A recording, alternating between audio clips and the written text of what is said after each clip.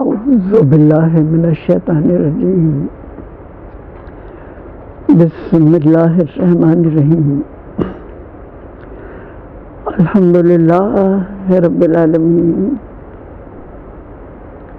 والصلاة والسلام علی اشرف الانبیاء والمرسلین سید الاولین والآخرین رحمت للعالمین سیدنا و مولانا ابوالقاسم محمد وعلی آلہ طیبین طاہرین المعصومین المظلومین۔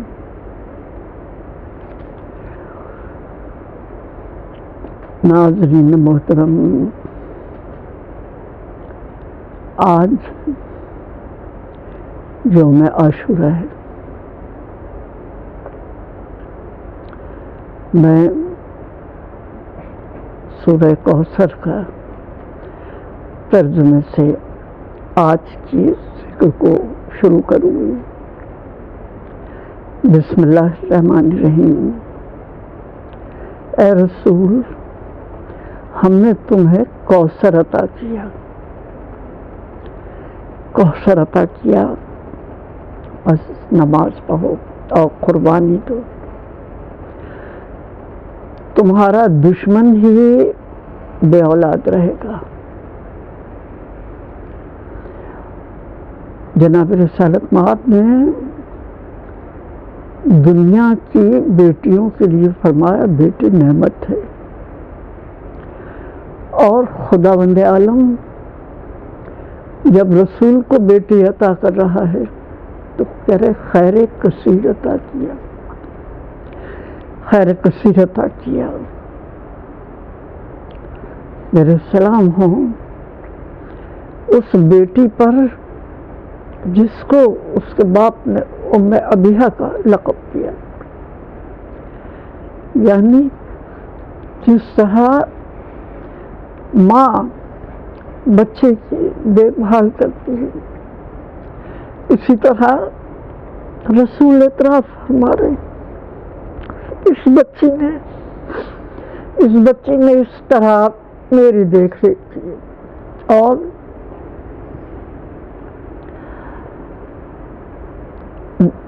دیکھ ریکھ ہی نہیں کی ہے باپ کی، بلکہ باپ کے دین کی نگہداشت کی ہے۔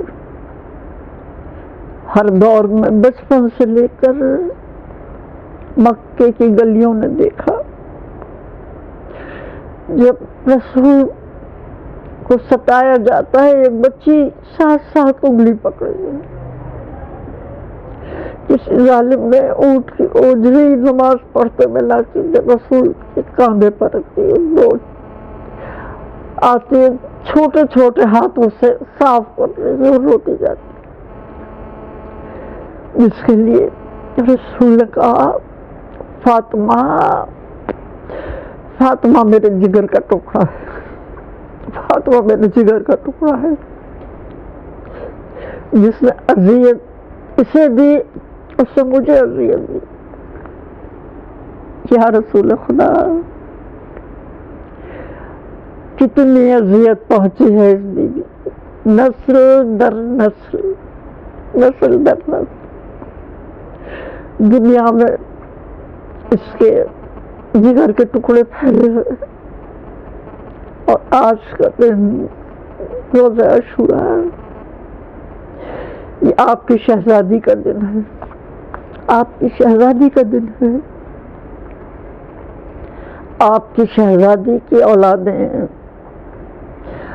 آج عبادت کی وہ مثال قائم کر رہے ہیں جس کی تاریخ عالم میں مثال نہیں، جنہوں نے مہلت لی ہے ایک رات کی، کس لیے؟ مددگاروں کو بلانے کے لیے نہیں، ہتھیار جمع کرنے کے لیے عبادت، اور ساری رات فاطمہ کی اولادوں کے خیمے تسبیح و تحلیل کی آوازوں سے گونجتے رہے. پھر عبادت کی رات ختم ہو گئی. آج قربانی کی ہے. آج قربانی کا دن ہے. خدا کے رسول، یہ قربانی حسین کی نہیں ہو رہی، یہ قربانی آپ کے لخت جگر فاطمہ زہرا کی ہو رہی. یہ آپ کے جگر کو ٹکڑے ٹکڑے کیا گیا. آپ کی وفات کے محض 50 سال بعد ہماری نگاہیں اس وقت خیموں کے اندر بیویوں کو تلاش کر رہی ہیں. خواتین کے لیے بہت سخت وقت ہوگا کہ جو سوچے کہ کل نہ ان کے شوہر ہوں گے، نہ بیٹے ہوں گے، نہ ان کے بھائی ہوں گے. رات بھر خیمے کا پہرا دینے والے کون کون تھے؟ اصحاب بھی تھے، بھائی بھی تھے، کیسے کیسے مددگار تھے. اور بیویاں جانتی ہیں اگلی رات کیسے آئے گی، اگلی رات کیسے آئے گی. لیکن یہ منظر دنیا نے نہ دیکھا ہوگا کہ اپنے بچوں کو تیار کر رہی ہیں. کس لیے؟ قربانی دینے کے لیے، قربانی دینے کے لیے. حسین ایک ایسی جگہ پہ ہے کہ یا تو حسین زندہ رہیں گے یا اسلام زندہ رہے گا. کیا انتخاب کیا ہے؟ نہیں، حسین نہ رہے لیکن اسلام زندہ رہے. مائیں بھی سوچتی ہوں کہ ہمارے بچے زندہ نہ رہیں لیکن رسول کا پیغام زندہ رہتا ہے. ظاہر یہ عزم و حوصلہ اگر نہ ہوتا تو امام حسین خواتین کو کیوں لے کر آتے. لیکن صحیح بات ہے، کسی نے کہا کہ امام حسین کے بعد دوسری شخصیت کون سی، کہ اگر وہ موجود نہ ہوتی تو واقعی کربلا اتنی کامیابی حاصل نہ کرتا. تو دوسری شخصیت جناب زینب، اور جناب زینب کے ساتھ ساتھ اور خواتین بھی شامل. بعض تاریخوں نے یہ لکھا کہ کوفے جانے کے بعد بعض خواتین جو انصار خواتین تھیں ان کے قبیلے والے آ گئے اور انہیں آزاد کرا کے لے گئے. اور کربلا سے شام تک محض رسول کے گھرانے کی خواتین گئی ہیں، محض رسول کے گھرانے کی خواتین گئی ہیں. فاطمہ کی بیٹیاں گئی ہیں. امام علی مقام مجھے یاد آتا ہے جو ہم نے کتابوں میں دیکھا ہے کہ اس عظیم بیوی کے حوصلے کو سوچیے کہ جب رخصت آخر کے لیے امام آ رہے ہیں خیمے میں، آپ نے فرمایا زینب ہمارے نانا کے تبرکات پہ آپ لاتی ہیں. آپ نے کرتا نکالا، پھر تلوار سے جگہ جگہ سے اور شگاف ڈالے. بیوی کہہ رہے ہیں بھیا یہ کیا کر رہے ہو؟ کہا زینب مجھے خوف ہے بعد شہادت میرا لباس بھی لوگ لوٹ لیں گے، اس لیے اسے اور شائستہ کر رہا ہوں کہ شاید ظالم اس کی طرف توجہ نہ دے. رسول خدا کا امامہ پہنا ہے، رسول خدا کی عبا پہنی. بیوی اپنے بھائی کو سجا رہی ہیں اور پھر اب رخصت آخر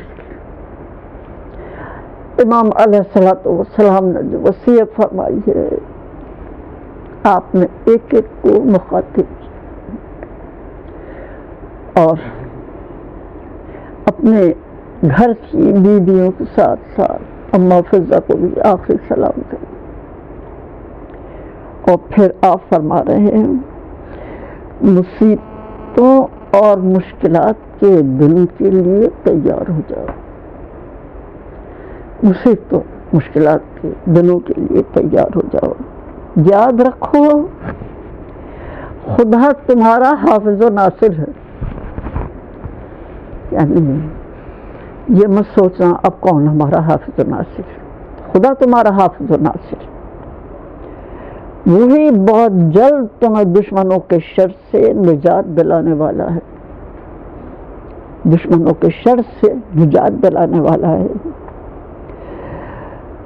خدا تمہاری عاقبت بخیر کرے گا اور تمہارے دشمنوں کو سخت عذاب میں مبتلا کرے گا. امام دیکھ رہے ہیں آئندہ کیا ہونے والا ہے. بیویاں بھی دیکھ رہی ہیں. ورنہ امام کا رخصت ہونا، امام کو رخصت کرنا آسان بات تو نہیں تھی. لیکن کسی نے یہ نہیں پوچھا آپ جا رہے ہیں، ہمیں کس پر چھوڑ کے جا رہے ہیں. اور پھر آپ نے کہا اور جو رنج و مصیبت تم اٹھاؤ گی اس کے بدلے خدا تمہیں بیش بہا نعمتیں عطا کرے گا. دیکھو کسی سے گلہ نہ کرنا. واہ واہ. دیکھو کسی سے گلہ نہ کرنا اور کوئی بات ایسی زبان پر نہ لانا جس سے تمہارے وقار میں کمی آئے، جس سے تمہارے وقار میں کمی آئے. یقیناً وہ صاحب وقار خواتین ہیں کہ جنہوں نے بعد کربلا امام کے بعد، اگر ہم سوچیں جنگ کربلا کہاں فتح ہوئی، جنگ کربلا کس نے فتح کی، تو ایک ہی بات سمجھ میں آتی ہے. جنگ کربلا کوفے اور شام کے بازاروں اور درباروں میں فتح ہوئی. جنگ کربلا اس نے فتح کی ہے کہ عاشورے کی شام ظاہر ہے کہ جس نے لٹے ہوئے خیموں کی پہرے داری کی ہے. جنگ کربلا اس نے فتح کی ہے کہ جو جس وقت میدان کربلا سے رخصت ہو گئی، آپ نے اونٹ سے اپنا آپ کو گرا دیا اور ایک لاشیں مصر کے پاس پہنچتی ہیں، ہاتھ نیچے رکھتی ہیں، کہتے ہیں خدا بندہ ہماری اس عزیز ترین قربانی کو قبول فرمانا. پھر آپ نے فرمایا مدینے کی طرف رخ کرتے، اے رسول، اے ہمارے نانا، فرشتے آپ پر درود و سلام بھیجتے ہیں. یہ آپ کا حسین ہے، یہ آپ کا حسین جو زخموں سے پار خاک گرم پر پڑا ہے اور صحرا کی ہوا اس پر ہوا ڈال کے پردہ پوشی کر رہی ہے. اور پھر آپ جنت البقیع کی طرف رخ کر کہتے اے ہماری ماں، اے پیغمبر گرامی کی دختر، میدان کربلا میں آئیے، میدان کربلا میں آئیے. دیکھیے یہ آپ کا حسین ہے، یہ آپ کا حسین ہے. اور ہم آپ کی بیٹی ہیں، ہم آپ کی بیٹی ہیں جن کے سروں سے چادریں چھین لی گئی. چلو سلام کریں اس کے آستانے کو، چلو سلام کریں اس کے آستانے کو. حسین پال کے جس نے دیا زمانے